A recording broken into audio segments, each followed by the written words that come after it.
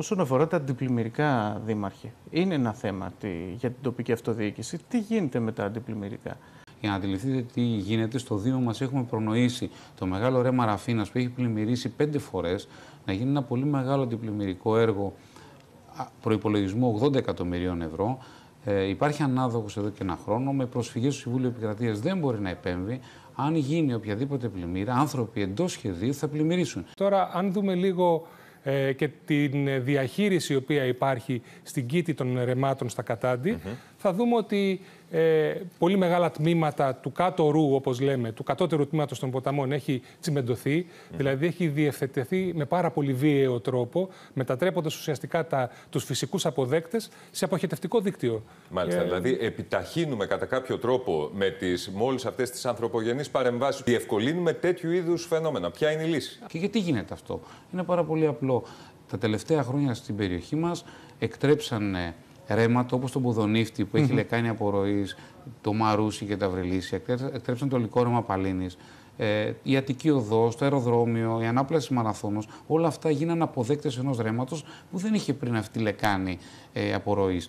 Επομένως, δεν μπορεί να σηκώσει τον όγκο των νερών. Ταυτόχρονα έχουν γυμνοθεί τα βουνά μας από τις συνεχείς φωτιές. Το νερό κατεβαίνει με πιο μεγάλες ταχύτητες και με πιο πολύ ποσότητα, αφού δεν υπάρχει απορροφητικότητα του εδάφους, η οποία υπήρχε όταν το δάσος ήταν εκεί, και κινδυνεύουν άνθρωποι που κτίσανε εντός σχεδίου κάτω στην πεδιάδα. Φωνάζουν αυτοί που είναι στα ορεινά ότι το ρέμα δεν πρέπει να διευρυνθεί.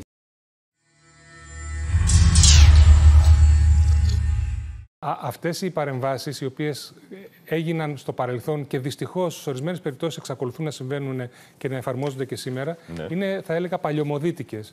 Δηλαδή δεν είναι ορθή διαχείριση ενός φυσικού αποδέκτη το να τον μετατρέψουμε σε έναν αγωγό από σκυρόδεμα ή σε έναν αγωγό ο οποίος περιβάλλεται από σειρματοκιβώτια. Θα χαλάσει υδροβιότοπος, η χλωρίδα και η πανίδα. Δεν είναι όμως έτσι. Η φύση έχει τους μηχανισμούς να μειώσει την ταχύτητα ροής μέσω της βλάστησης, κυρίως στον άνω ρου, κάτι το οποίο εμείς δεν το έχουμε υιοθετήσει. Στενεύουμε τις κήτες. Αλλά δεν είναι ασφαλές. Τα έργα που γίνονται σήμερα έχουν 3 σκοπούς. Να παρέχουν ασφάλεια στους πολίτες, να γίνει χώρος αναψυχής, περιπάτου των πολιτών και επίσης να αναβιώσουν πολύ γρήγορα τη χλωρίδα και την πανίδα που έχει, γιατί πραγματικότητα μπαίνει μια μπουλτόζα, παθαίνει ένα σοκ το οικοσύστημα. Τώρα όμως μάθαμε και για να μην έχουμε τα προβλήματα που είχαμε θα πρέπει να ξανασκεφτούμε αυτού του είδους τις τεχνικές. Υπάρχουν κάποιοι άνθρωποι που είναι φανατικοί. Εδώ είμαστε σε ένα αρκετά επίπεδο τμήμα της κήτης. Μπορεί να είμαστε κοντά και στην εκβολή. Βλέπουμε αυτό που είπαμε πριν.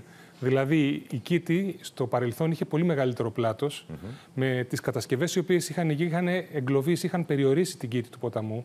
Οπότε τώρα ο ποταμός ήρθε να ανακτήσει το έδαφος του. Δηλαδή, ήταν φυσιολογικό να συμβεί αυτό το πράγμα. Έχουμε αργήσει στα αντιπλημμυρικά έργα, γιατί θα πρέπει, όπως είπα, να είναι προτεραιότητα η πολιτική προστασία σήμερα γενικώς στη ζωή μας.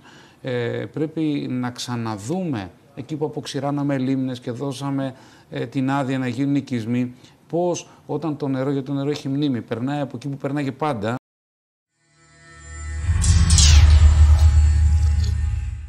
πώς θα οδηγηθεί σε κάθε περίπτωση, ό,τι και να βρει μπροστά. Έτσι.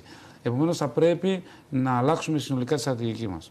Σχεδιάζουμε τα έργα μας χωρίς να διαβάζουμε τη φύση, χωρίς να βλέπουμε η φύση τι κήτη είχε διαμορφώσει στο παρελθόν. Κάνουμε κάποιες εκτιμήσεις με μοντέλα, οτιδήποτε τύπου μοντέλα. Φέρνουμε στα μέτρα μας τη φύση και σχεδιάζουμε τα έργα με βάση αυτά. Μάλιστα. Δεν λέω ότι δεν χρειάζονται αυτά τα μοντέλα, αλλά πρέπει πρωτίστως να διαβάζουμε λίγο και τι μας λέει η ίδια η φύση. Γιατί διαφορετικά έχουμε εικόνες σαν αυτές που συναντούμε στο γήπεδο της Καρδίτσας.